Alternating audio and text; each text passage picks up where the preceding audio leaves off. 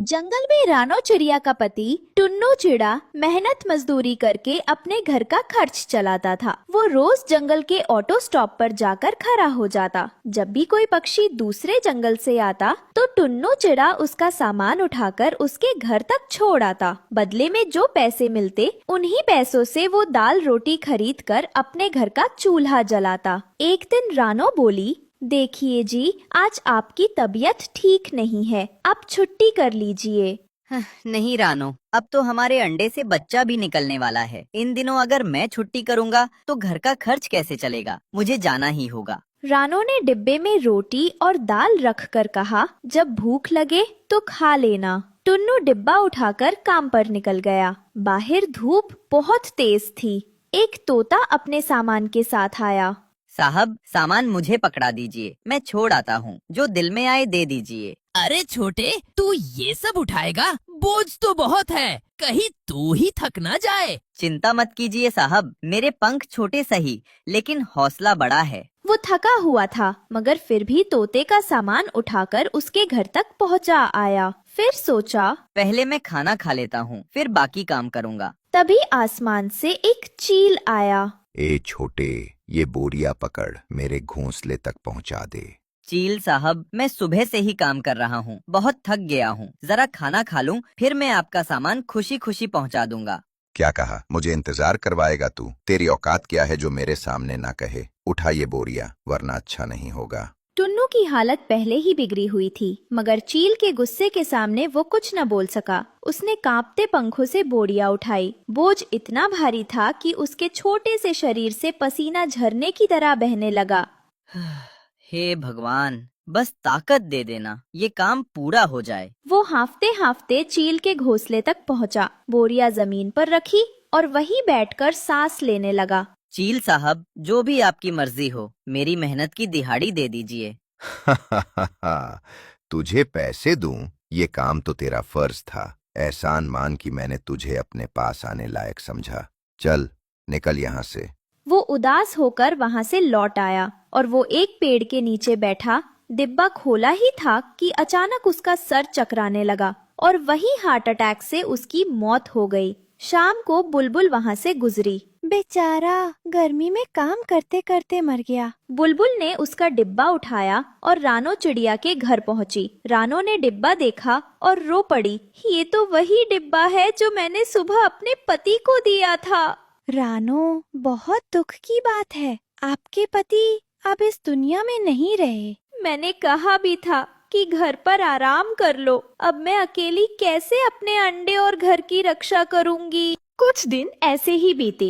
फिर अंडे से एक बच्ची निकली। रानो ने अपनी बेटी को देखा और कहा, मैं तुझे भूखा नहीं रहने दूंगी। वो अपनी बेटी को सीने से बांधकर उसी ऑटो स्टॉप पर काम ढूंढने चली गई। एक चिड़िया मैडम आई तो रानो ने कहा, लाइए मैडम, मैं आपका सामान उठा लेती हूँ। मैडम ने हैरानी से पूछा, लेकिन पहले यहाँ तो एक चिड़ा कुली का काम करता था। रानो की आंखें भर आईं। जी, वो मेरे पति थे। बीमारी और गरीबी ने उनकी जान ले ली। अब मैं अपनी बेटी का पेट भरने के लिए मैं काम करती हूँ।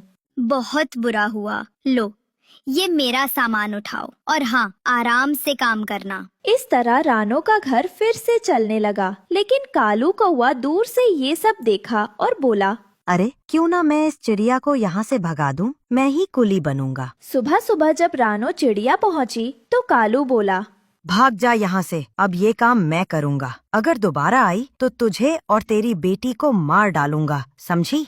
रानो चिड़िया कमजोर थी। वो कौवे से लड़ाई तो नहीं कर सकती थी, इसलिए वो रोती हुई वहाँ से घर चली जाती है। उसने फैसला किया वो अपनी माँ के पास जाएगी। वहाँ से फिर नए सिरे से जीना शुरू करेगी। माँ के घर जाऊंगी। माँ ने हमेशा मुझे सिखाया था, हार नहीं मानो। नानी का घर जंगल से थोड़ी दूरी पर था। पेड़ों के ऊपर से उड़ते हुए रानो चिड़िया अपनी माँ के घर आ गई।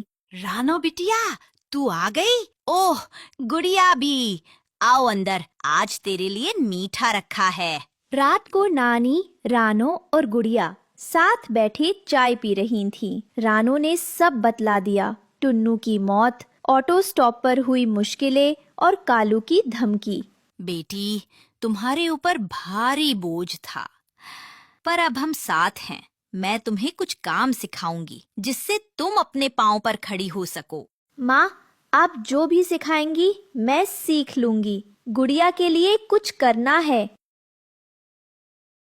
गुड़िया की नानी के पास एक छोटी बदिया थी जिसमें रंग बिरंगे फूल, चमेली, गुलाब, गेंदा। नानी ने रानो को फूलों के हार, गजरे और छोटी छोटी सजावट बनाना सिखाया। सबसे पहले फूलों की पंखुड़ियाँ ठीक ठीक चुनो। धीरे धीरे गांठ बांधना सीखो। धैर्य चाहिए। मम्मा, इन फूलों से क्या बनाएंगे? हम इनसे हार और गजरे बनाएंगे और बेचा करेंगे। ठीक है माँ, मैं कल अपने जंगल चली जाऊंगी। पहले ही दिन उसके फूलों के हार हाथों हाथ बिक गए। उसे अच्छा मुनाफा हुआ। उसने अपनी बेटी के लिए अच्छा खाना खरीदा और नए खिलौने भी दिलाए। वक्त बीतता गया। रानो ने हिम्मत नहीं छोड़ी। अब वो रोज सुबह अपनी टोकरी में फूलों के हार सजाकर गली गली निकलती थी। रास्ते में उसे गोरी का घर दिखा। नमस्ते गोरी जी, क्या आपको फूलों का हार चाहिए? अरे, मेरे पास तो पहले से ही हार हैं और तुम्हारे फूल इतने अच्छे भी नहीं लग रहे। जाओ, मुझे नहीं चाहिए। कोई बात नहीं बहन, अल्लाह करे आपके घर हमेशा खुशबू बनी रहे। गोरी कौवे के घर से कुछ दूरी पर बबली कबूतरी का घर था। रानो चिड़िया उसके घर गई। नमस्ते बबली जी, ताजे फूलों के हार हैं, क्या आपको चाहिए? अरे, मेरे पास पहले से ही 2 हार पड़े हैं। मैडम, ये फूल ताजे हैं, जितना आप सही समझे उतना दे दीजिए, बस मेरी बेटी का पेट भर जाएगा। ठीक है, 1 हार दे दो। रानो फिर हरियाली तोती के घर आई। हरियाली बहन, देखो, ताजे फूलों के हार ले आई हूँ। आपके दरवाजे पर और भी अच्छे लगेंगे।